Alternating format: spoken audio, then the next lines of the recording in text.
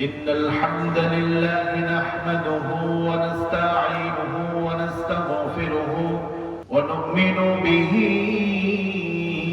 ونتوكل عليه ونعوذ بالله من شرور أنفسنا ومن سيئات أعمالنا من يهده الله فلا مضل له ومن يضلله فلا هادي له أي فلن تجد له وليا مرشدا نشهد أن لا إله إلا الله وحده لا شريك له ونشهد أن سيدنا ونبينا وحبيبنا وبشيرنا وطبيبنا وطبيب قلوبنا محمدا عبد الله ورسوله الذي أرسله بالحق بشيرا ونذيرا وداعيا إلى الله بإذنه وسراجا منيرا أما بعد فقد قال الله تعالى في كلامه المجيد وفرقان الحميد সবাই আমার সাথে ঠোঁটে ঠোঁট মিলিয়ে মুহাব্বতের সাথে পড়ুন আউযু বিল্লাহি মিনাশ শাইতানির রাজীম বিসমিল্লাহির রাহমানির রাহিম ইয়া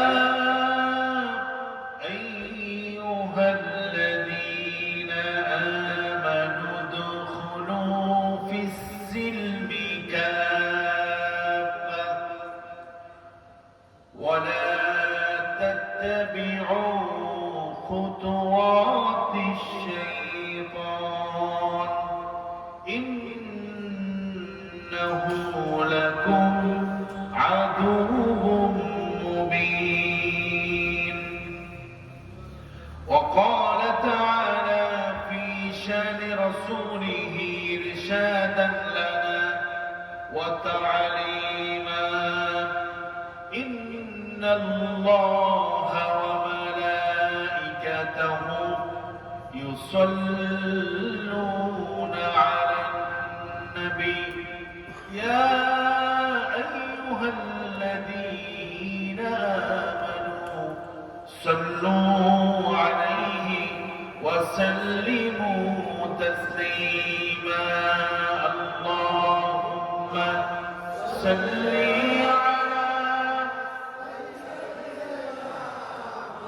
مولانا محمد وعلى آل سيدنا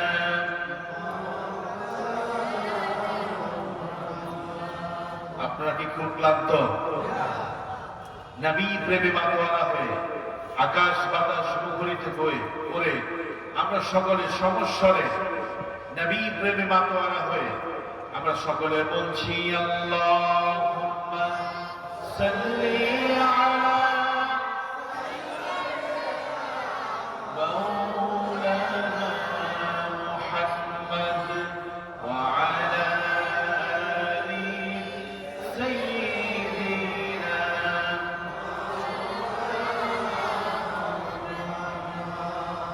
রাসূল আমার ভালোবাসা রসুল আমার আশা রসুল আমার ভালোবাসা রসুল আমার ভালোবাসা, রসুল আমার প্রেম বিরহের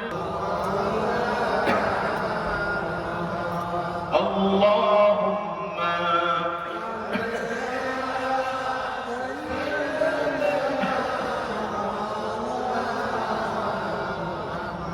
وعلى آل سيدنا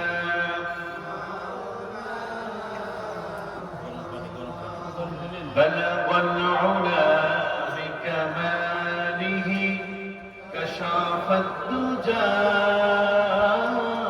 بجماله حسنت جميع خصاله صلوا عليه ঐতিহ্যবান সমৃদ্ধে ভরপুর আমাদের প্রিয় জেলা লক্ষ্মীপুর জেলার সদর উপজেলাধীন দত্তপাড়া ইউনিয়নের অন্তর্গত পশ্চিম দত্তপাড়া খাদিগির পাড় জামে মসজিদ এবং যুব সমাজ কর্তৃক আয়োজিত আজকের এই বার্ষিক তাফসীরুল কোরআন মাহফিলের পরম শ্রদ্ধেয় সভাপতি আমাদের পশ্চিম দত্তপাড়া খাদিগির পাড় জামে মসজিদের সম্মানিত মোতাওয়াল্লি প্রবীণ ব্যক্তিত্ব আমাদের সকলের মুরব্বী হাজী সাইদুল্লাহ সাহেব, আমরা দোয়া করছি আল্লাহ পাক যেন আমাদের মোতাওয়াল্লি সাহেবের হায়াতের মধ্যে বরকত দান করেন, বলেন আমিন। আমি আপনাদের এই মাহফিলে আরো 2 বার এসেছি, এইবার সহ 3 বার, ঠিক কিনা? মনে আছে আপনাদের না ভুলে গেছে? আমি বিগত দিনে দেখেছি বিভিন্ন রাজনৈতিক ব্যক্তিবর্গকে সভাপতি করা হতো বা বিভিন্ন অতিথি করা হতো। এইসব মাহফিলে আপনার যাদের অবদান বেশি মসজিদ মাদ্রাসার জন্য, এলাকার গণ্যমান্য ব্যক্তিদেরকে, আলেম ওলামাদেরকে মাহফিলের সভাপতি রাখা দরকার, ঠিক কিনা? তো মোতাওয়াল্লি সাহেবকে আজকে সভাপতি রেখেছে, আমি খুব খুশি হয়েছি। প্রবীণ ব্যক্তি আমার বাপ পাশে যিনি বসে আছেন, আল্লাহ পাক যেন সভাপতি মহোদয়ের হায়াতের মধ্যে বরকত দান করেন, বলেন আমিন।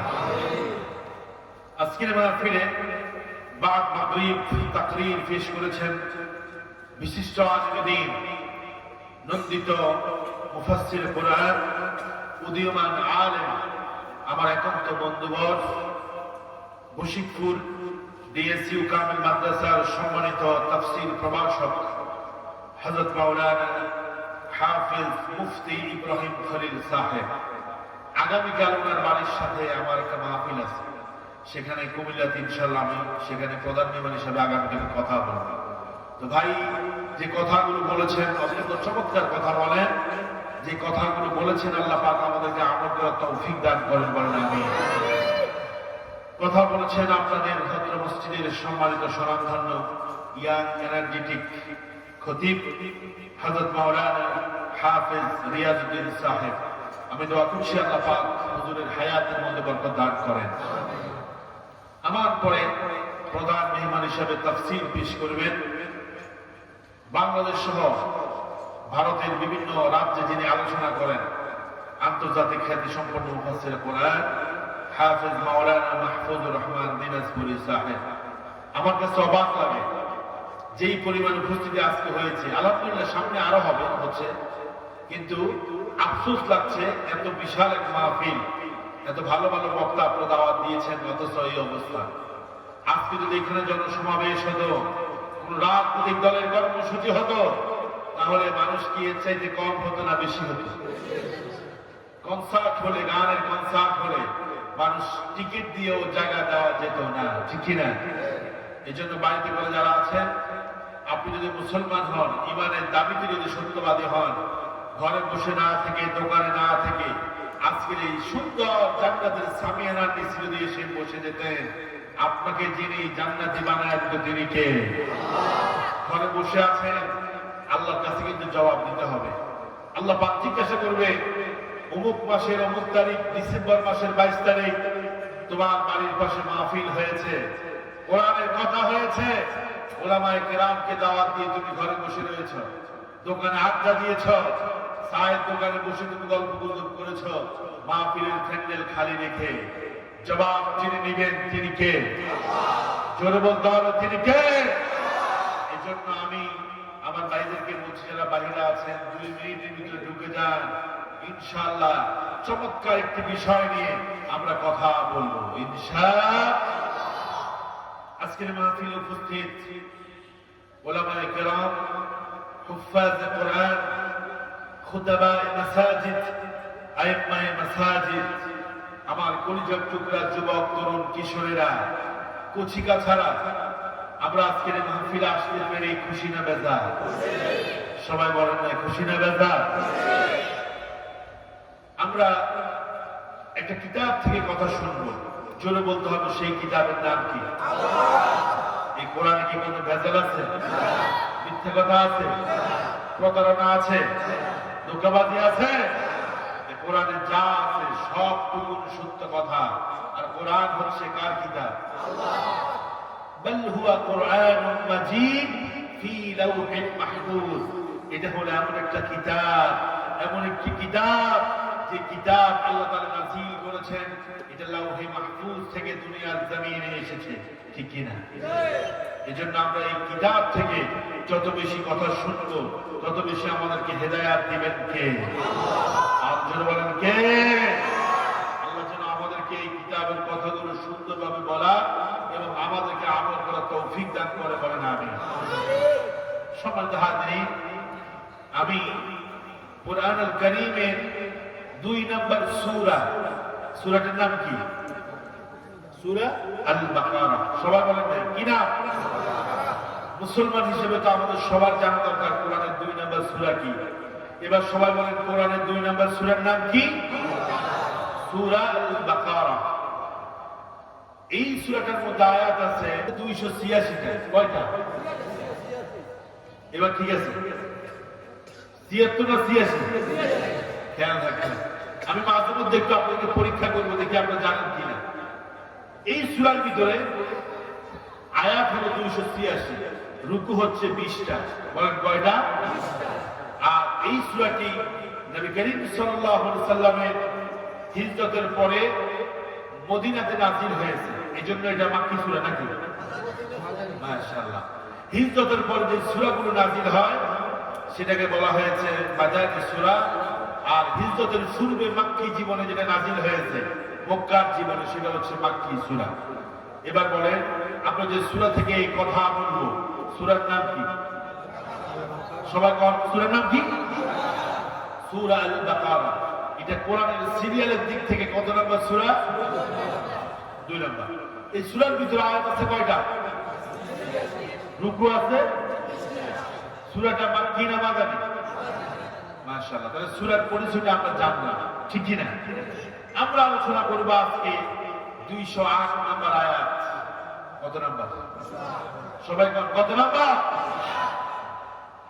এই সূরার 208 নম্বর আয়াতের ভিতরে আল্লাহ রাব্বুল আলামিন বললেন, ইয়া আইয়ুহাল্লাযীনা আমানু দুখুলু ফিস সিলমি কাফা ওয়া লা তাত্তাবিউ খুতুওয়াতিশ শাইতান ইন্নাহু লাকুম আদুউম মুবিন। জোরে বলেন আল্লাহু আকবার। কথাটা কি আমি আশরাফির না আল্লাহ? আর জোরে বলতে হবে কার? আল্লাহর নাম নিতে আপনারা ভয় পান কেন? জোরে বলেন কার? আল্লাহ পাক সূরা বাকারার ভিতরে বলেছেন, ইয়া আইয়ুহাল্লাযীনা আমানু, হে ঈমানদারেরা, যারা আমাকে বিশ্বাস করো, যারা আমি আল্লাহকে বিশ্বাস করো, হে ঈমানদারেরা, উদখুলু ফিস সিলমি কাফা, তোমরা ইসলামের মধ্যে পরিপূর্ণভাবে প্রবেশ করো। এরপর আল্লাহ পাক বলছেন, ওয়ালা তাত্তাবিউ খুতুওয়াতিশ শাইতান, খবরদার খবরদার তোমরা শয়তানের পদাঙ্ক অনুসরণ করো কেন করবে না? ইন্নাহু লাকুম আদুউম মুবিন, এই শয়তান তোমাদের বন্ধু নয়, বরং শয়তান হলো তোমাদের প্রকাশ্য শত্রু। কথাটা কার? খেয়াল করেন বিষয়টা। ঈমানদারদেরকে লক্ষ্য করে আল্লাহ পাক বললেন, উদখুলু ফিস সিলমি কাফা, ও ঈমানদারেরা তোমরা ইসলামে পরিপূর্ণভাবে প্রবেশ করো। তাহলে বোঝা গেল মুমিন হওয়া আর মুসলমান হওয়া এক নয়, ঠিক কিনা বলেন? আপনি যখন বললেন লা ইলাহা ইল্লাল্লাহ মুহাম্মাদুর রাসূলুল্লাহ সাল্লাল্লাহু ইকরার বিল লিসান, আপনি স্বীকার করলেন আমি স্বীকার করছি আল্লাহ ছাড়া কোনো ইলাহ নাই, তার মানে রিজিক দাতা নাই, হায়াত দাতা নাই, আইন দাতা নাই, সবকিছুর মালিক যিনি তিনি হলেন কে? আপনি যখন বললেন আশহাদু আল্লা ইলাহা ইল্লাল্লাহ ওয়া আশহাদু আন্না মুহাম্মাদার রাসূলুল্লাহ, এই শাহাদা বাক্য যখন আপনি পাঠ করলেন, সাথে সাথে আপনি ঈমানদার হয়ে গেলেন, মুসলমান হয়ে গেলেন। মুসলমান হন ঈমানদার হয়ে গেলেন। ঈমানদার হওয়ার পরে আল্লাহর বিধিবিধানগুলো, আইন কানুনগুলো যখন আপনি মানবেন, পরিপূর্ণভাবে মানবেন, তখনই হবেন আপনি মুসলমান। আল্লাহু আকবার। কালেমা পড়লে মুসলমান না, কালেমা পড়লে মুমিন। আর ঈমানের যে দাবিগুলো আছে, ঈমানের দাবিগুলো যারা মানবে তারা হলো মুসলমান। আল্লাহু আকবার। মুসলমান মানে কি? মুসলিম মানে হলো আত্মসমর্পণকারী। কার কাছে? আরো জোরে বলেন, কার কাছে? কিন্তু আমরা মুসলমানরা আল্লাহর কাছে আত্মসমর্পণ করি না, আমরা আত্মসমর্পণ করি শয়তানের কাছে, ঠিক কিনা? এজন্য কোরআনের মাহফিল হলো আমাদেরকে খুঁজে পাওয়া যায় না, দ্বীনের জন্য আমাদেরকে খুঁজে পাওয়া যায় না, মসজিদের মধ্যে আমাদেরকে খুঁজে পাওয়া যায় না, মাহফিলের প্যান্ডেলে আমাদেরকে খুঁজে পাওয়া যায় না, দ্বীন কায়েমের জন্য আমাদেরকে খুঁজে পাওয়া যায় না, আল্লাহর জমিনে আল্লাহর দ্বীন প্রতিষ্ঠার আন্দোলনে আমাদেরকে খুঁজে পাওয়া যায় না, বরং তাগুতের সাথে, শয়তানের সাথে আমরা অঙ্গীকারবদ্ধ হয়ে গিয়েছি। শয়তান যেভাবে বলে আমরা সেভাবে চলার চেষ্টা করি, ঠিক কিনা বলি? এই জন্য আল্লাহ পাক বলেন, ঈমানদার যারা দাবি করো, নিজেকে মুসলমান যারা দাবি করো, শুনে রাখো, তোমরা শুধুমাত্র ঈমানদার দাবি করলে হবে না, বরং ইসলামের মধ্যে পরিপূর্ণভাবে প্রবেশ করতে হবে। বলেছেন কে? খবরদার শয়তানের অনুসরণ করা যাবে না, কারণ শয়তানের অনুসরণ যে করবে, শয়তান কখনো সঠিক পথে তাকে নিবে না, বরং জাহান্নামের পথে, আল্লাহর অবাধ্যতার পথে, গুনাহের পথে শয়তান তাকে ডাইভার্ট করবে, ঠিক কিনা? এজন্য আল্লাহ পাক জানায় দিলেন, ইন্নাহু লাকুম আদুউম মুবিন, ও আমার গোলামেরা, শয়তান তোমাদের প্রকাশ্য শত্রু, শয়তানের অনুসরণ করা যাবে।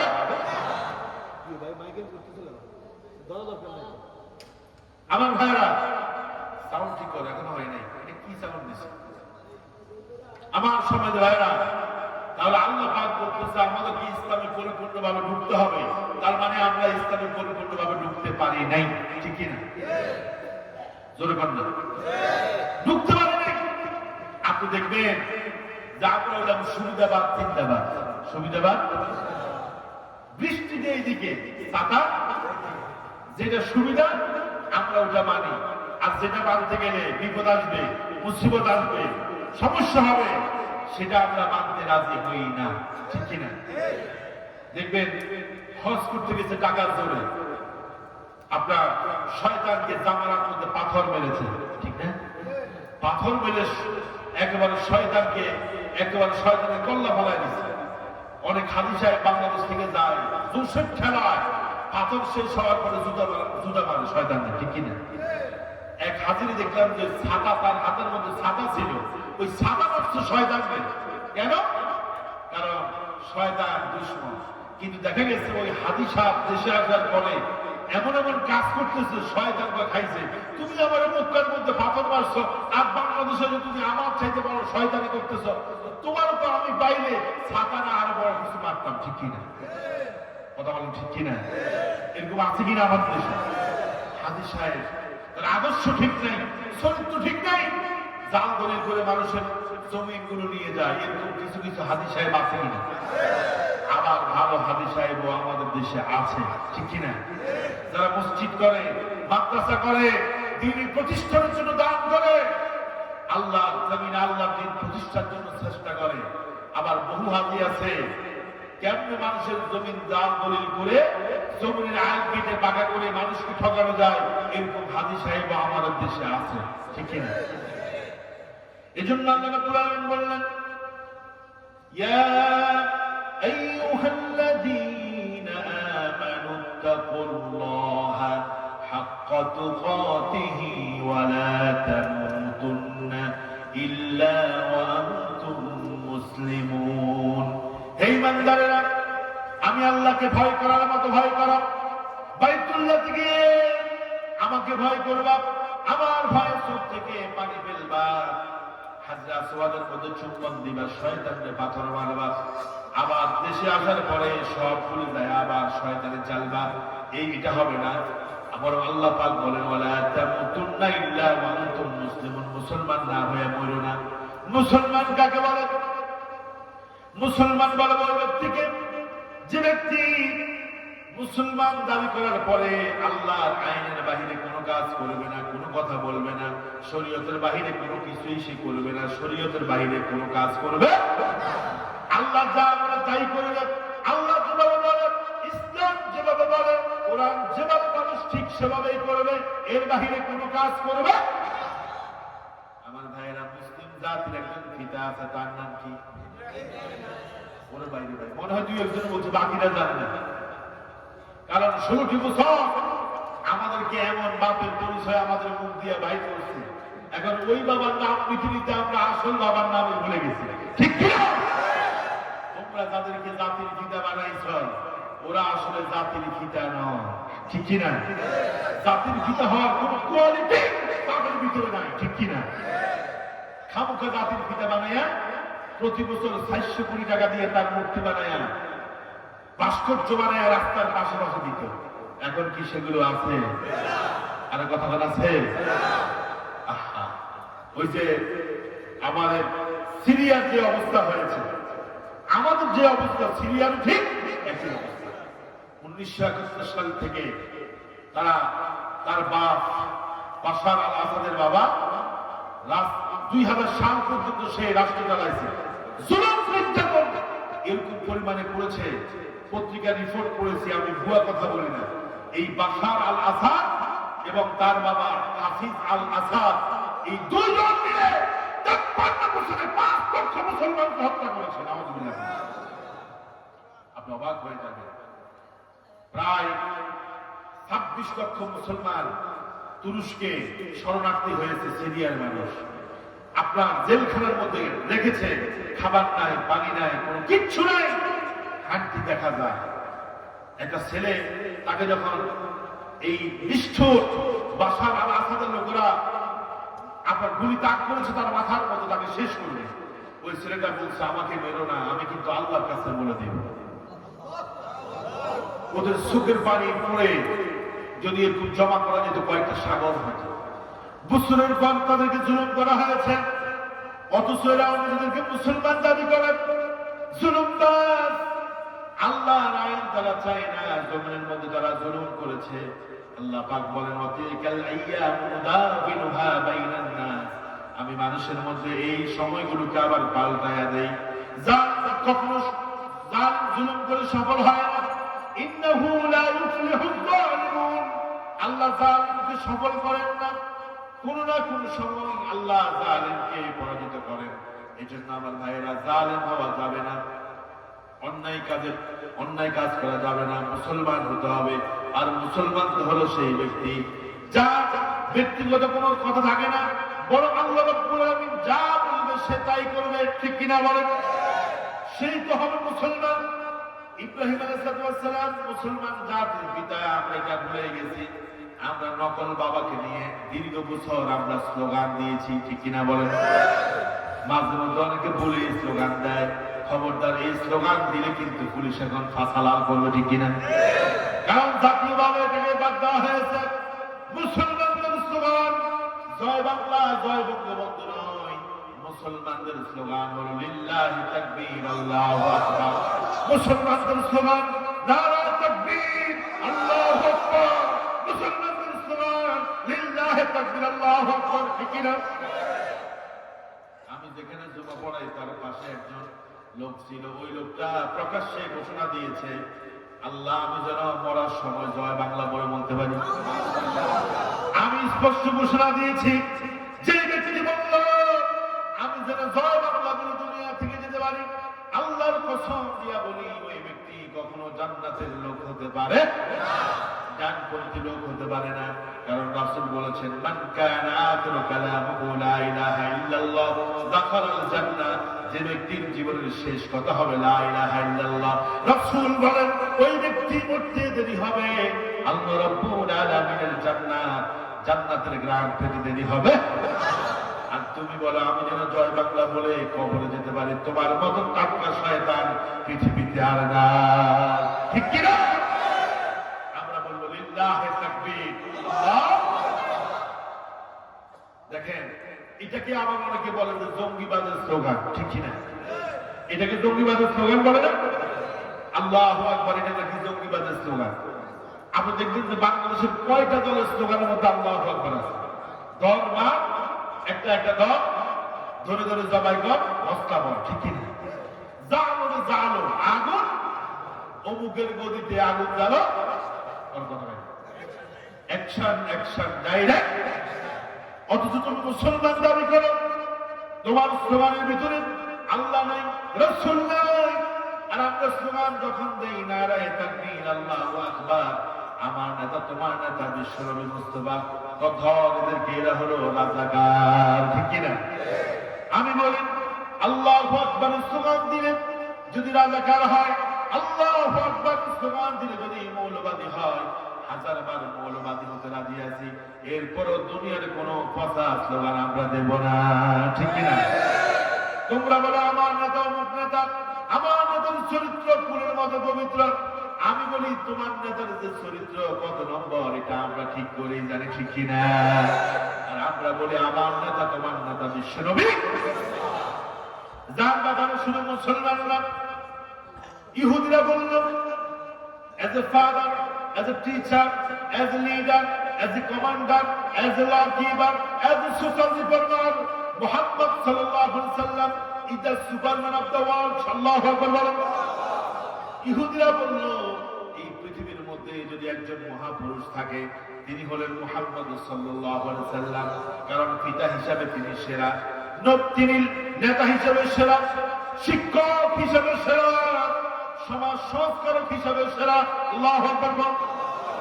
এমন কোন দিক নাই আমার নবী যে দিকে অপূর্ণাঙ্গ, বরং আমার নবীকে যিনি পূর্ণাঙ্গ করে পৃথিবীতে পাঠিয়েছেন তিনি কে? আল্লাহ। এজন্যই তো শেখ সাদি রাহিমাহুল্লাহ নবীর প্রেমে করা হয়, তিনি বললেন বালাগাল উলা বিকামালিহি কাশাফাত দুজা বিজামালিহি হাসুনাত জামিউ খিসালিহি সাল্লু আলাইহি ওয়া আলিহি। আল্লাহু আকবার, আল্লাহু আকবার।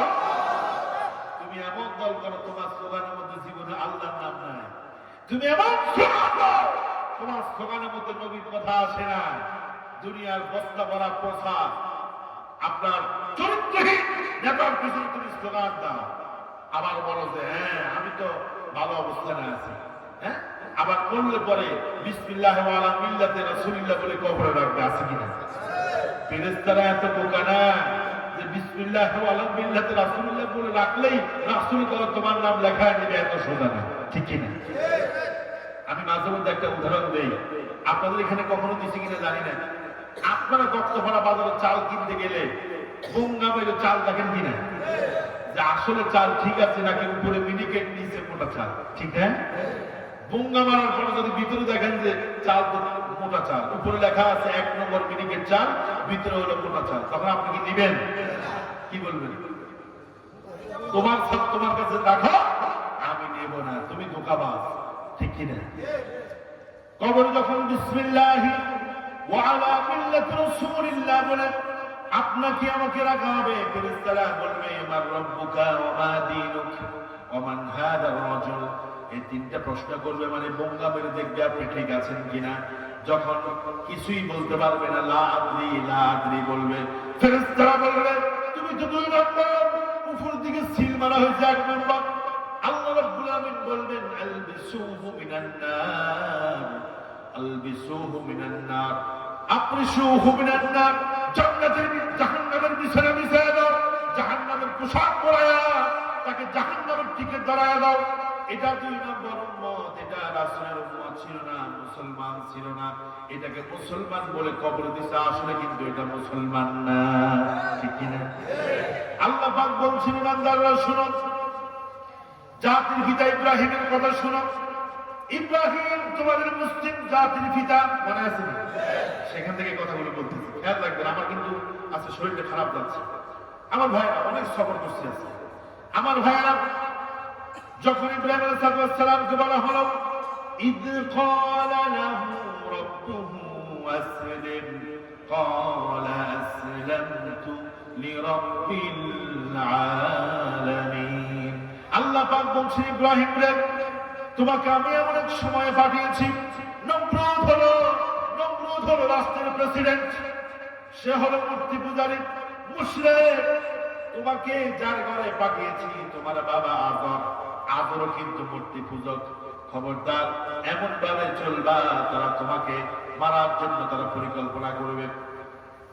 নবী ইব্রাহিম আলাইহিস সালাম প্রথমে বাবার কাছে গেলেন, বললেন ইয়া আবাতি, ও আমার বাবা, তুমি এমন একটা মূর্তির পূজা করো, লা ইয়াসমাউ ওয়া লা ইউবসিরু, এমন মূর্তির পূজা করো মূর্তির চোখও দেখে না, কথাও বলতে পারে, তোমার কোন উপকার করতে পারে না। তুমি এমন মূর্তির সামনে মাথাটাকে নত করো, লা ইউবসিরু ওয়া লা ইয়াসমাউ, চোখও দেখে না, কথাও বলতে পারে না, কানেও শোনে না, ওয়া লা ইয়ানফাউ, কোন উপকার করতে পারে না। যখন মূর্তির বিরুদ্ধে কথা বলল, আযান খেতে গেছে। আমাদের দেশেও দেখবেন কিছু নবী প্রেমিক আছে, মুসলমান দাবি করে, আল্লাহর নবীকে গালি দিলে, আল্লাহরে গালি দিলে, কোরআনের বিরুদ্ধে কথা বললে ওটার গায়ের মধ্যে আগুন ধরে না। তার নেতার বিরুদ্ধে কেউ কথা বললে ওটারে বলে যে তোরা আমি খাইছি, তোরা আমি দেখায় দিব। তোর কিন্তু অবস্থা শেষ। ফেসবুকের মধ্যে স্ট্যাটাস দেয়, নেতার জন্য নিজের জীবন দিতে রাজি হয়, অথচ যে রাসূলের শাফায়াত ছাড়া, সুপারিশ ছাড়া জান্নাতে যাওয়া যাবে না, ওই নবীকে কেউ গালি দিলে তার মেজাজ গরম হয় না, ঠিক কি না? আদমকে যখন ইব্রাহিম আলাইহিস সালাম বলল, বাবা তুমি মূর্তির পূজা করো না, মেহেরবানি করে ওই আল্লাহর গোলামি করো যে আল্লাহ তোমাকে সৃষ্টি করেছেন। সে বলছে না, প্রয়োজনে তোমাকে আমি পরিত্যাজ্য করে দিব, ঘর থেকে বের করে দিব, ত্যায্য পুত্র করে দিব। কোরআনের মধ্যে ঘটনাগুলো আছে, অনেক লম্বা ঘটনা, আমি সংক্ষেপে বলতেছি। দিনের দাওয়াত দেওয়ার কারণে, ইসলামের দাওয়াত দেওয়ার কারণে ইব্রাহিম আলাইহিস সালামের পিতা ইব্রাহিমকে ত্যায্য করে দিয়েছে। আজ বহু বাবা আছে ইসলামী আন্দোলন করার কারণে ছেলের সাথে কথা বলে। ছেলে যদি গাঁজা খাইতো, মদ খাইতো, ইয়াবা খাইতো, মেয়েদের সাথে আড্ডা দিত, নারীবাজি করতো, তাহলে মনে হয় বাবার কাছে ভালো লাগতো। এখন যাদের সাথে চলে তারা প্রতিদিন কোরআন পড়ে, হাদিস অধ্যয়ন করে, ইসলামী সাহিত্য পড়ে, তাহাজ্জুদের কথা বলে, দিন কায়েমের জন্য চেষ্টা করে, এদের সাথে কেন চলে বাবা কথা বলে? দরকার ছিল এই ছেলেটার জন্য বাবা গর্ববোধ করা যে আমার এমন একটা সন্তান আছে যে সন্তানের জন্য আমি গর্বিত, আমার সন্তানটা দ্বীনের পথে আছে। আল্লাহু আকবার বলেন। গত 3 বছর আগে ঢাকা আশুলিয়াতে মাহফিল করে এক বাসার মধ্যে আমি অবস্থান করলাম রাতের বেলা। সকালবেলা ফজরের পরে মুরব্বী আমার কাছে আসছে, মাহফিলের সভাপতি। বললাম, চাচা আপনার সন্তান কয়জন? বলছে আমার সন্তান একজন। কয়জন? আমি বললাম, চাচা একজন। বলছে আপনার সন্তান 3 জন, আর আপনি বললেন একজন, ঘটনা কি? বলল, শুনে মাওলানা সাহেব আমার 3 জন সন্তান ঠিক আছে, তবে 2 জন সন্তানের বিষয়ে আমি কোনো কিছুই করতে পারলাম না, তাদেরকে ভালো পথে আনতে পারলাম না। একজন সন্তান এই জন্য বলছি, আমার ওই সন্তানটা নামাজ পড়ে, রোজা রাখে, ভালো কাজগুলো করে, মানুষকে ঠকায় না, অন্যায় কাজ করে না, এমন ভাবে চলে, ওই সন্তান আমার মন মতো হোক। এই জন্য আমি 2 জন সন্তানকে কারো কাছে পরিচয় দেই না। কেউ জিজ্ঞাসা করলে বলি সন্তান কয়জন? রাগ করছেন? কয়জন বলছে? আমি অবাক হয়ে গেছি। দেখেন দুনিয়াতে উনি তিনজন সন্তানের মধ্যে পরিচয় দিচ্ছে একজনকে, ঠিক কিনা? পরকালেও দেখা যাবে ইয়াউমা ইয়াফিরুল মারউ মিন আখিহি, ভাই জান্নাতি আরেক ভাই জাহান্নামী, পরিচয় দিবে না, এক ভাই আরেক ভাই থেকে দৌড়ে পালায় যাবে, ঠিক কিনা? বাবা জান্নাতি ছেলে জাহান্নামী, বাবা ছেলেকে দেখে পালিয়ে যাবে, ঠিক কিনা? বাবা জাহান্নামী, ছেলে জান্নাতি, বাবা ছেলে বাবাকে দেখে পালিয়ে যাবে, ঠিক কিনা? এখন ইব্রাহিম আলাইহিস সালাম তার বাবা আদরকে দাওয়াত দিয়েছে, এই দাওয়াত দেওয়ার কারণে তাকে ঘর থেকে বের করে দিয়েছে। লম্বা ঘটনা। ইব্রাহিম আলাইহিস সালামকে আল্লাহ পাক বলছেন, ইব্রাহিম আসলিম ইয ক্বাল লাহু রাব্বুহু আসলিম। আল্লাহ বলল, ইব্রাহিম তুমি আগে মুসলমান হও, আত্মসমর্পণকারী হও, তুমি এই কথা ঘোষণা করো যে আমি মুসলিম, আমি আল্লাহ আপনি যা বলবেন সেই অনুযায়ী চলবো। সমাজের মধ্যে সবাই মূর্তি পূজা করে, সবাই মূর্তির সামনে সেজদা দেয়, আমি আল্লাহ মূর্তির সামনে সেজদা দিব না, বরং তুমি আল্লাহ যেভাবে আমাকে বলো ঠিক সেভাবেই আমি চলবো। তখন ইব্রাহিম আলাইহিস সালাম বললেন, আসলামতু লিরাব্বিল আলামিন। আল্লাহু আকবার। দেখেন আল্লাহ বলছে, ইব্রাহিম তুমি বলো আসলে আমি মুসলমান হলাম। ইব্রাহিম আলাইহিস সালাম কোনদিনই দ্বিধাদ্বন্দ্ব করলেন না, কিচ্ছু বললেন না, বললেন আসলামতু লিরাব্বিল আলামিন, আল্লাহ আমি তোমার উপরে ইসলাম কবুল করলাম, মানে তোমার সিদ্ধান্তের উপর আমি অটল হয়ে গেলাম, তুমি যা বলবা আমি তাই করবো, এর বাহিরে কিচ্ছু বলবো না। আল্লাহু আকবার। এবার ইব্রাহিম আলাইহিস সালাম তার জাতির সামনে আসলেন, জাতির সামনে এসে বলল, ইয়া কাওমি ইন্নী বারিয়ুম মিম্মা তুশরিকুন। ও আমার জাতির লোকেরা শোনো, তোমরা মূর্তির সামনে মাথা নত করে দাও, মূর্তির সামনে নিজেকে তোমরা পেশ করো, মূর্তির কাছে তোমরা সাহায্য চাও। শোনো, আজকে থেকে আমি তো পূর্ব তোমাদের সাথে ছিলাম না, আজকে তোমাদেরকে আমি স্পষ্ট ভাষায় ঘোষণা করলাম, ইন্নী বারিয়ুম মিম্মা তুশরিকুন, তোমরা যে শিরক করো তোমাদের সাথে আমি কিন্তু না। আল্লাহু আকবার। গোটা সমাজ একদিকে, ইব্রাহিম আলাইহিস সালাম একা একদিকে। আল্লাহু আকবার। এখনো দেখবেন ভালো দিকে মানুষ কম না বেশি? কি রে ভাই, কথা বল না, কম না? দেখবেন ভালো জায়গা যেটার মধ্যে ওয়াজ মাহফিলে মানুষ কম, মসজিদে মানুষ কম, দিনী প্রোগ্রামে মানুষ কম, কিন্তু অন্য জায়গার মধ্যে বেশি, ঠিক কিনা? এই জন্য আমি বলি যে জান্নাত হয়েছে আপনার ভিআইপি বাস, আর জাহান্নাম হলো লোকাল বাস, ঠিক কিনা? আচ্ছা বলেন, আপনি লক্ষ্মীপুর থেকে যদি ঢাকা এক্সপ্রেসে করে ঢাকা যান, সিট 40টা, 41 জন কি উঠাবে? কয়জন? 40 জন। আর আপনি লোকাল বাসে করে ঢাকা যাবেন, সিট হলো 40টা, মানুষ উঠেছে 70 জন, কয়জন? এরপরে আবার উঠাবে, উঠার পরে বলো যে ফিসে যান, ঠিক কিনা? মানুষে বলে যে কই যাবো, কই যাবেন মানে ফিসে যান, না জানে চলে যান, ঠিক কিনা? না জানে যাবেন, আপনার মতো লোক আমার দরকার নাই, আরো বহুত লোক আছে, ঠিক কিনা? জান্নাতের দরজা হলো 8টা, কিন্তু মানুষ হলো কম, ঠিক কিনা? জাহান্নামের দরজা হলো 7টা, সেখানের মধ্যে লোকাল বাস, মানুষের কোনো অভাব, এটা সবসময় ছিল। এখন ইব্রাহিম আলাইহিস সালাম হচ্ছে একলা। ওই যে একটা গান আছে, যদি তোমার সাথে কেউ না চলে তবে একলা চলো না, ঠিক কিনা? দেখেন আমরা বলি যে কি এই দলে মানুষ বেশি মনে হয় এই দল বালা, এই দলের মধ্যে লোকজন বেশি মনে হয় এই দল বালা, এই দলে কর্মী বেশি মনে হয় এই দল বালা না, দল লোক বেশি হলে তো দল বালা, এটা না, ঠিক কিনা? হ্যাঁ, বদর যুদ্ধে মুসলমান ছিল 313 জন, কাফির ছিল 1000, ঠিক কিনা? এখন ইব্রাহিম আলাইহিস সালাম মুশকিলের মধ্যে পড়ে গেছে, উনি একলা, বাতিজা লূত তার উপরে ঈমান আনছে, মানুষ 2 জন, বাকি সব হলো বিরোধী শক্তি, ইসলাম বিরোধী শক্তি, ঠিক কিনা? তিনি বলছেন, শোনো, ইন্নী ওয়াজ্জাহতু ওয়াজহিয়া লিল্লাযী ফাতারাস সামাওয়াতি ওয়াল আরদা হানিফান ওয়া মা আনা মিনাল মুশরিকিন। তোমরা আমার মাথাটাকে মূর্তির সামনে নত করতে চাচ্ছ, বারবার আমাকে বলছো মূর্তির সামনে মাথা নত করো, তার মূর্তির সামনে মাথা নত করার জন্য, নমরুদের সামনে মাথা নত করার জন্য বারবার আমাকে বলতেছো। শুনো, আমি নমরুদকে ভয় পাই না, জালিমকে ভয় পাই না, আমি ভয় পাই কাকে? বিগত 16টা বছর দেখেন জুলুম হয়েছে, নির্যাতন হয়েছে, হামলা হয়েছে, মামলা হয়েছে, জেলখানায় নেওয়া হয়েছে, কান্দাবেড়ি পড়ানো হয়েছে, আয়না ঘর করে আলেমদেরকে সেখানে নিয়ে দিনের পর দিন জুলুম করেছে, ঠিক কিনা বলেন? এরপরও আল্লাহর গোলামরা বাতিলের সামনে মাথা নত করে না, ঠিক কিনা? 7 জন সোনার মানুষকে শহীদ করে দেওয়া হয়েছে। আল্লামা সাঈদীকে ইনজেকশন পুশ করে কৌশল করে মারা হয়েছে, ঠিক কিনা? বাতিলের সামনে তিনি মাথা নত করেন নাই, ঠিক কিনা বলেন?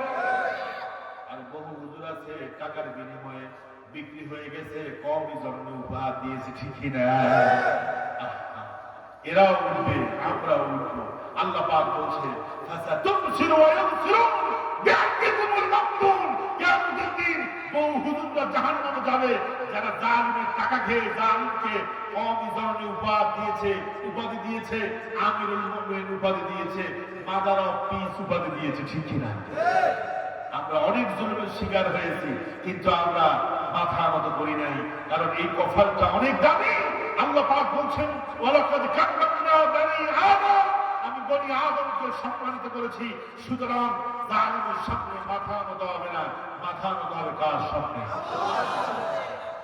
এই কথা ঈমান লাগবে তো ইনশাআল্লাহ।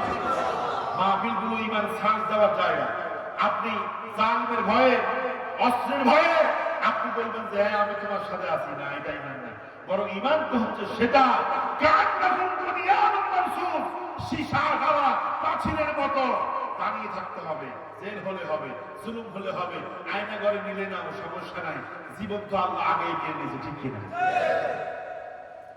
ইন্নাল্লাহ আশতারা মিনাল মুমিনিনা আনফুসাহুম ওয়া আমওয়ালাহুম বিআন্না লাহুমুল জান্নাহ।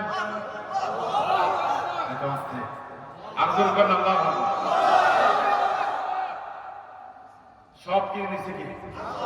বিক্রি তো আগে হয়ে গেছে, দিলে সমস্যা নেই, ঠিক না? জান্নাতের বিনিময়ে আমরা বিক্রি হয়ে গেছি, আর কি কিছু আছে?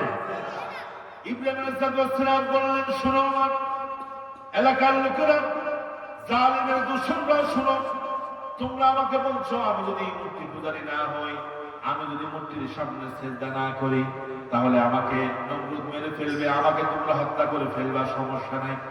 I don't care. إني وجهت وجهي للذي فطر السماوات والأرض حنيفا وما أنا من المشركين. جربنا الله أكبر. তিনি বলেন ইন্নী, নিশ্চয় আমি, ওয়াজহাতু, আমি আমার মুখকে ফিরালাম, ওয়াজহিয়া লিল্লাযী ফাতারাস সামাওয়াতি ওয়াল আরদ, আসমান জমিন যিনি বানিয়েছেন সে আল্লাহর দিকে।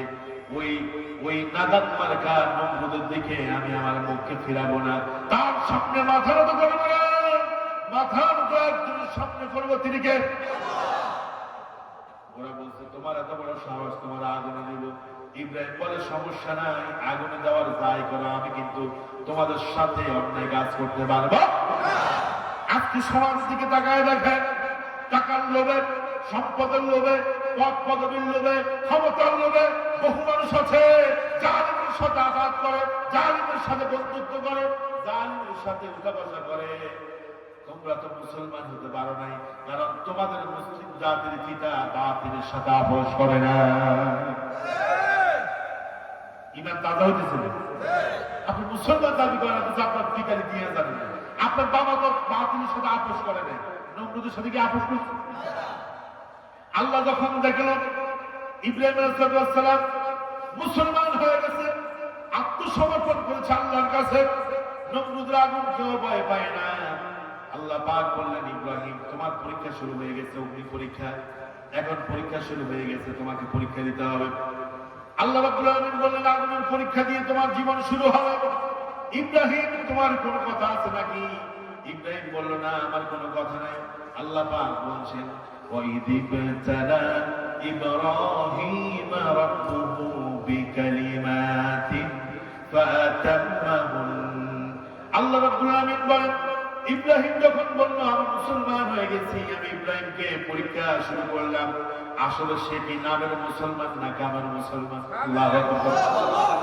আমাদের দেশে আমরা যারা আছি আমরা বললাম নামের মুসলমান। একটা দেখবে আপনি যে মুসলমান, প্রমাণ কি কয়? আমি কুরবানিতে আমি গরু জবাই করি, গোশত খাই। পরে কথা আর কি করো? আর আমার মুখের মধ্যে দাঁড়িয়েছে আমি মুসলমান, ওই নামাজ পড়া না, না এটা তো আসলে পড়তে পারি না। কথা বলে না জোর ঠিক না? বছরে একবার কোরবানি দিলে আর মুখের মধ্যে দাঁড়িয়ে করতে রাখলে কি মুসলমান হয়? পরীক্ষা দিতে হবে, ইমানি পরীক্ষা। ইব্রাহিম আলাইহিস সালামকে আগুনের পরীক্ষা দিলেন। বৃদ্ধ বয়সে তিনি দোয়া করলেন, রব্বি হাবলি মিনাস সালিহিন, আল্লাহ আমি তো বুড়া হয়ে যাচ্ছি, বাচ্চা কাচ্চা দাও না কে? তিনি নিরাশ হলেন না, দোয়া করতে থাকলেন, রব্বি হাবলি মিনাস সালিহিন। আল্লাহ রাব্বুল আলামিন বললেন, ফাবাশশারনাহু বিগুলামিন হালিম, ইব্রাহিম তুমি ধৈর্য ধরেছ, দোয়া করেছ আমার কাছে, আমি তোমাকে একজন ধৈর্যশীল সন্তান দেব। আল্লাহু আকবার বলেন। সন্তান দেওয়ার পরে এবার আল্লাহ পাক বললেন, সন্তানটাকে কোরবানি করো, উৎসর্গ করো। ইব্রাহিম আলাইহিস সালাম কোরবানি করার জন্য মিনার ময়দানে নিচে কি নেই নিচে না? তিনি সন্তানকে বললেন, দেখেন কেমন মুসলমান, মুসলমান মানে হলো আত্মসমর্পণকারী, ঠিক কিনা? মানে আমরা জান্নাতে যাচ্ছি, আল্লাহু আকবার।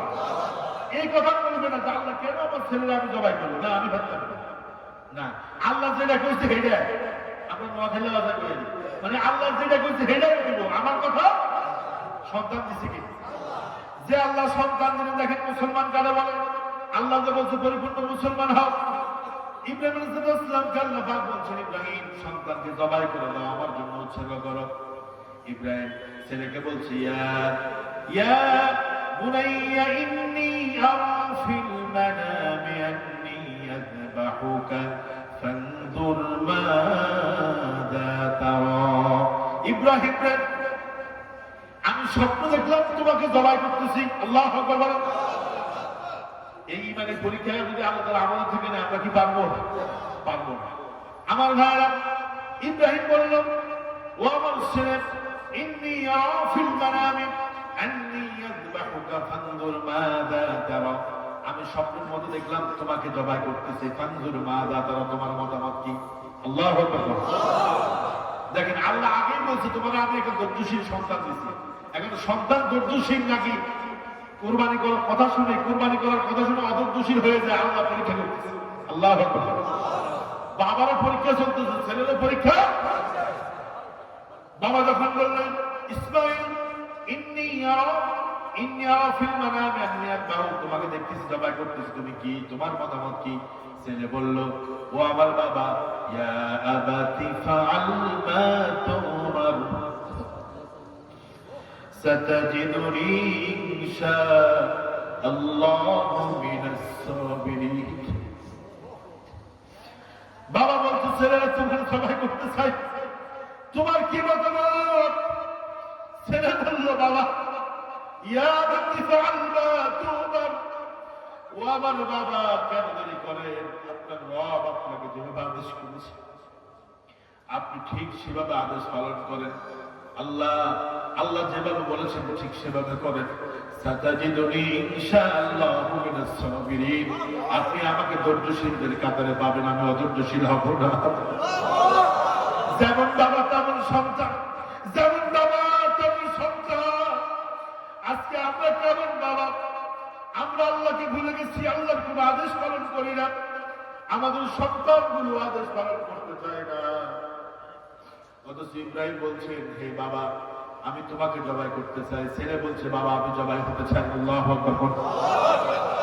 এজন্য আল্লাহর জন্য, আল্লাহর দ্বীনের জন্য জীবন করে দিতে হয়, জান করে দিতে হয়। দিতে রাজি আছেন কারা? কারা দুহাত তুলে দেখা। লিল্লাহি তাকবীর, লিল্লাহি তাকবীর, লিল্লাহি তাকবীর। মুনাফিকি করা যাবে না, ঠিক কি না? আল্লাহ রাব্বুল আলামিন বলেন, এই পৃথিবীতে এমন অনেক মানুষ আছেন, মাইয়াশরি নাফসাহু বিতিগা মারদাতিল্লাহ। এই পৃথিবীতে এমন এমন মানুষ আছে যারা আল্লাহর জন্য, আল্লাহর সন্তুষ্টির জন্য নিজেকে উৎসর্গ করে দেয়। আল্লাহু আকবার। একটু আপনাদের সামনে আসতেন, পিছন থেকে আমার ভাইরা বসতে পারতেছে না। একটু জিকিরের সাথে সাথে সামনে আসেন, আমার ভাইরা বসে যাবে। মানুষ পিছন থেকে আলহামদুলিল্লাহ, অনেক মানুষ চাপ দিচ্ছে আলহামদুলিল্লাহ। একটু সামনে আসেন, লা ইলাহা, সবাই সাহেব সামনে আসুন, আরো সামনে আসুন, আর পিছনের বাইরে একটু বসে যাবে। ইল্লাল্লাহ, সবাই আসুন, সামনে আসুন। লা ইলাহা, এটা লড়তেছে না ভাইরা, বুঝলেন না তো, বুঝলেন না, আসেন। লা ইলাহা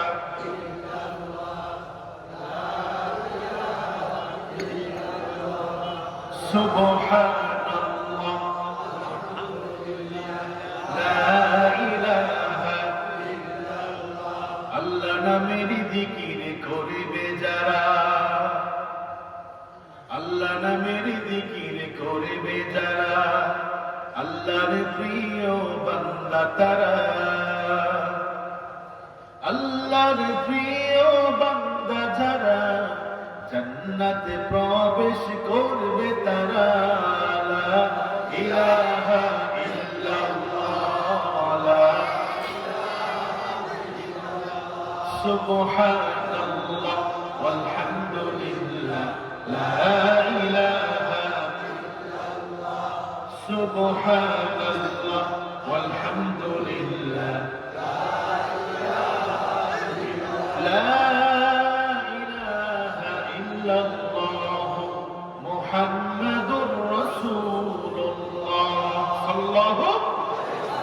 দেখেন ইব্রাহিম আলাইহিস সালাম আল্লাহ যেভাবে বলতেছে, ইব্রাহিমকে আমি রাজি, আর আমরা মুসলমান সুবিধাবাদ জিন্দাবাদ, ঠিক না?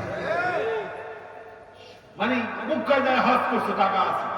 হাদিস সাহেব কুমিল্লাতে এক মাহফিলে গেছি, তো প্রধান অতিথির নামের সাথে লেখা আছে হাজি আলহাজ আব্দুল গফুর মিয়া। আমি তো কি হাজি আবার আলহাজ, দুইটা তো একই কথা। হ্যাঁ, তো আমি বললাম যে হাদিস সাহেব এটা হলো কেন? আমি হজ করছি 2 বার। কয়বার? কথা কয় না, 2 বার হজ করছে। কয়বার? 2 বার।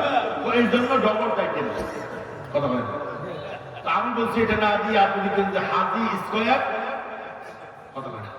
স্কয়ার দিলে তো মানুষ বুঝুন 2 বার, 3 বার করলে কিউ, কথা কয় না। 4 বার করলে হাজি টু দি পাওয়ার 4। নাউজুবিল্লাহ বলবেন না? আমার ভাইরা, আমার সম্মানিত দিনী ভাইরা, দেখেন হজ করে আসে, ভালো কাজ করে, আল্লাহর ঘর থেকে গুনাহ মাফ নিয়ে আসে, কিন্তু গুনাহ মাফ নিয়ে আসার পরে তিনি যে কাজগুলো করে সেটা ইসলামের সাথে সাংঘর্ষিক, ঠিক কিনা? কথা বলেন, ঠিক কিনা? আমার ভাইরা, মুসলমান হলো যে নিজেকে আল্লাহর কাছে আত্মসমর্পণ করবে। আল ইসলাম, নিজেকে আল্লাহর কাছে সমর্পণ করবে। আল্লাহ যা করতে বলে তা করবে, আল্লাহ যা ছাড়তে বলবে তা ছেড়ে দিবে নির্দ্বিধায়, বেলা তারাদ্দুদিন, কোন রকমের চিন্তা টেনশন ছাড়া। বেলা তারাদ্দুদিন বলবে যে আল্লাহ তুমি যা বলছো তা মানি, তুমি যা নিষেধ করছো তা আমি ছেড়ে দেবে, ঠিক কিনা?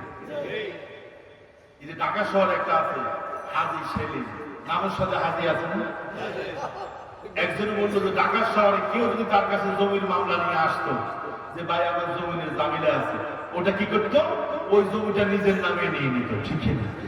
মানে পুরান টাকায় গেলে এই টাকা হাজি সেলিমের, এই টাকার হাজি সেলিমের, এই টাকার হাজি সেলিমের, 30 তলায় টাকার হাজি সেলিমের, 22 তলায় টাকার হাজি সেলিমের, প্লট টাকার হাজি সেলিমের। আমি বলি যে আর কি দরকার, ঠিক না? ওটা এখন এমন অবস্থা হচ্ছে কথাও বলতে পারে না, কথা বলতে পারে না। কথা বলবে কেমনে? কারণ আল্লাহ তাআলা বলেন, হে রাসূল তুমি মনে করবে না আমি জালিমদের সম্পর্কে গাফেল, কিচ্ছু জানি না। না, ওয়ালা তাহসাবান্নাল্লাহ গাফিলান, তুমি মনে করবে না আমি জালিম সম্পর্কে গাফেল। না, আমি সব জানি। যখন আমি আল্লাহ ধরবো তখন ছাড়বো না, ঠিক না? তখন দুপুরে রান্না করবে খাওয়ার জন্য, বোয়াল মাছের কি মাথা, বোয়াল মাছের পেটি, কাতলা মাছের ঝোল, চিংড়ি মাছের সরসরি করবে খাওয়ার জন্য। আল্লাহ পাক বলবে তোর খানা বাংলাদেশে নাই, তোর খানা দিল্লিতে, ঠিক না? আমি আল্লাহ যখন ধরবো তখন তার খানা খাওয়ানোর সুযোগ দেব না, ঠিক কিনা? আমি আল্লাহ যখন ধরবো বের হওয়ার সুযোগ দেব না। আল্লাহ পাক বলছেন ওয়া উমলি লাহু ইন্না কাইদি মাতিন, আমি আল্লাহ সব থেকে আনন্দের জালেমদেরকে আমি আল্লাহ জালেমদেরকে সাথ দেই, তবে ছেড়ে দেই না। ঠিক কিনা? জালেমরা কি মনে করছে এত সকালে যাবে? বহু জালেম বাংলাদেশে এখন আটকা আছে সেনাবাহিনীর নিয়ন্ত্রণে। ঠিক কিনা? আবার কেউ কেউ ফালাই গেছে। আমাদের লক্ষ্মীপুরের যে সন্ত্রাস নাম সবাই জানে, জানে না? ওটা উত্তরাতে ঘুরতেছে, ধরা খাবে বাবু, ধরা খাবা। ঠিক কিনা? এরা যা করছে, একবার দিয়েছে 2021 রাতের ভোটে, যখন দেখছে যে 2021 সাকসেস হয়েছে, এরপরে কয় যে না 2041 ভীষণ 2041। আল্লাহ কয় 41 লাগবে না, এর আগেই মামু বাড়ি দিল্লি পাঠায় দেবো। ঠিক কিনা? সব পরিকল্পনা কার? আল্লাহ পাক বলে আমার ধরা শক্ত, আমি সব সময় হঠাৎ করে ধরি। আমি আল্লাহ ধরার আগে বারবার সতর্ক করি, যখন বান্দা সতর্ক হয় না আমি আল্লাহ এমন ভাবে ধরি গায়ের কাপড় পাল্টানোর সুযোগ আমি দেই না। ঠিক কিনা? কথা বলো ঠিক কিনা? জালেমদেরকে যিনি ধরেন তিনি কে? ইব্রাহিম আলাইহিস সালামের সব পরীক্ষা দিয়েছে, ইব্রাহিম পাস হয়ে গেছে। এখন আমরাও পাস হওয়া দরকার আছে না? কেমন হবে? আল্লাহ পাক কোরআনের মধ্যে বলছে যে মদ হারাম, আমরা কেউ মদ আরাম। ঠিক কিনা? দেখেন আল্লাহ যেটা হারাম বলে আমরা সেটা আরাম করি। ঠিক না? আল্লাহ মদ হারাম করছে, আমরা মদের লাইসেন্স দিই। যে স্বৈরাচার আমার দেশ থেকে পালিয়ে গেল, সেই স্বৈরাচার চেয়েছিল যে এলাকার মধ্যে 100টা মদ আছে ওই এলাকার মধ্যে মদের বার দিবে। কথা হয় প্রত্যেকটা হোটেলের মধ্যে মাদক রাখার লাইসেন্স দিবে, সফল হয় না। ঠিক কিনা? আল্লাহ পাক বলছে হারাম, আর ওনারা লাইসেন্স দেয়। ঠিক কিনা? ঘুষ হারাম। সংসদের ড্রপ অফ অর্ডারে দাঁড়িয়ে একজন মন্ত্রী বলেছিল ঘুষ হচ্ছে স্পিড মানি। আচ্ছা বলেন, যখন উনি বলেছে ঘুষ স্পিড মানি, তখন কি ঘুষ বন্ধ হবে না আরো তুফানের গতিতে চলবে? আপনার মনে রাগ করতেছেন, তাহলে শেষ করে দিই কথা। ওই যে আমাদের নোয়াখালী ভাষায় একটা কথা আছে, এমনি তো উলুল্লাহ বুড়ি আরো পড়ছে ডোলে বাড়ি। ঠিক কিনা? আমার সমাজে আপনার তো সার্টিফিকেট আছে, একটু বাইরে বলি যায়। আচ্ছা ঠিক আছে, 5 ফুট বাড়াইছে। আমার ভাইরা, জীবনের প্রতিটা বিধান আল্লাহ মানতে হবে, পৃথিবীর কারো বিধান মানা যাবে না। শয়তানগুলি বলে মদ হারাম, মদ জায়েজ, আমরা বলবো হারাম। শয়তানগুলি বলে ঘুষ স্পিড মানি, আমরা বলবো হারাম। কারণ মুসলমান হতে হলে মা আহাল্লাল্লাহু, আল্লাহ যা হালাল করেছেন সেগুলোকে হালাল হিসেবে মেনে নিতে হবে। মা হারামাল্লাহু, যেটা হারাম করেছেন আল্লাহ সেটা চিরতরে বাদ দিতে হবে। হারামের সাথে কখনো নিজেকে সম্পৃক্ত করা যাবে। আল্লাহ রাব্বুল আলামিন বললেন রাসূল তুমি বলো কুল ইন্না সলাতি ওয়া নুসুকি ওয়া মাহইয়ায়া ওয়া মামাতি লিল্লাহি রাব্বিল আলামিন। জোরে আল্লাহু আকবার। রাসূল কারীম পাক বলছেন রাসূল কুল, সাইয়্যিদি মুহাম্মদ, হে মুহাম্মদ তুমি বলো ইন্না সলাতি, নিশ্চয় আমার নামাজ, ওয়া নুসুকি আমার কুরবানি, যত কুরবানি আছে সব কুরবানি, ওয়া মাহইয়ায়া আমার জীবন, ওয়া মামাতি আমার মৃত্যু, লিল্লাহি রাব্বিল আলামিন সব একজনের জন্য আমি উৎসর্গ করলাম, তিনি কে? আমার ভাইরা, আল্লাহ বলেছেন মদ হারাম, এটাকে কখনো হালাল করা যাবে না। আল্লাহ যেটা হারাম করেছেন সেটাকে যদি আপনি হারাম হিসাবে মানেন তাহলে আপনি মুসলমান। আপনি নামাজে পড়বেন, সুদও খাবেন, আপনি মুসলমান হতে পারলেন। এক মুসলিম বললেন চাচা কি সুন্দর তারা দেওয়ার পাঞ্জাবি, কাল 3টা পাঞ্জাবি বুঝেননি, সকসকা পাঞ্জাবি, কি সুন্দর ভাবে আপনি চলতেছেন। বাজারের সবচাইতে বড় রুই মাছটা আপনি কিনেন, কোনো তো ইনকাম নাই। আমি তো এমন মুসল্লি, আমার আল্লাহ খাওয়ায়, আমি তো বলছি সবাই আল্লাহ খাওয়ায়। আচ্ছা কাহিনীটা কেমন? আমার 5 কানি জমি ছিল শহরে, ওগুলা বিক্রি করে ব্যাংকের মধ্যে রেখে দিয়েছি, প্রতি বছরের সুদের টাকা আসে, এলাকায় কিছু আছে, চাষবাস করি খাই, এলাকাতে কিছু লাগায় রাখছি, ওখান থেকে কিছু হাদিয়া আসে, ব্যাংক থেকে আসে, প্রতি মাসে অঙ্ক আসে, ওগুলা উঠে আর খায় আর আলহামদুলিল্লাহ যাই, আল্লাহ বিল্লাহ করি, মাঝে মধ্যে তাবলীগেও যাই। বললাম যে চাচা আপনি তো সুদ খোর, কি কয় ওটা? আমি তো টাকা ব্যাংকে রাখছি, আমার নামে না তোমার চাচির নামে রাখছি, গুনাহ যদি হয় চাচির হবে, আমার তো কোনো টেনশন নেই। কথা বলে না, এরকম পাবলিক আমাদের রক্ত পড়াতে নাই। আল্লাহ মনে হয় জানে না। কথা বলে জানে না, জানে মানে চালাকি করে। হ্যাঁ, আল্লাহ চালাকি বুঝে না। আমি তো বাড়ির পাশে এক মুরব্বী মহিলা, তো আমি যখন মরবো, মরার পরে আমারে যখন দাফন করবে, সাথে কিছু ধোঁয়া পিঠা আর কি চাকা গোল গোল পিঠা, শীতকালে যদি মরি সাইডের পিঠা, হ্যাঁ এগুলা দিও। ফেরেশতারা যদি আমাদের জিজ্ঞাসা করতে আসে, প্রশ্ন করে, ও মুজা আরে ভাইজান, পরে জিজ্ঞাসা করে আগে কিছু নাস্তা পানি খাই না। এই চালাকি কি চলবো?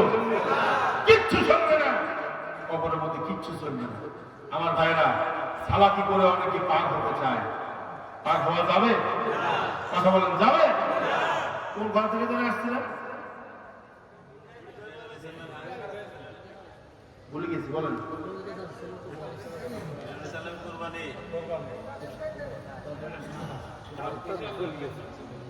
মনে থাকে না আপনাদের? আমি তো অসুস্থ আজকে, মানে কথা যে বলতেছি এটা আল্লাহ রহমত।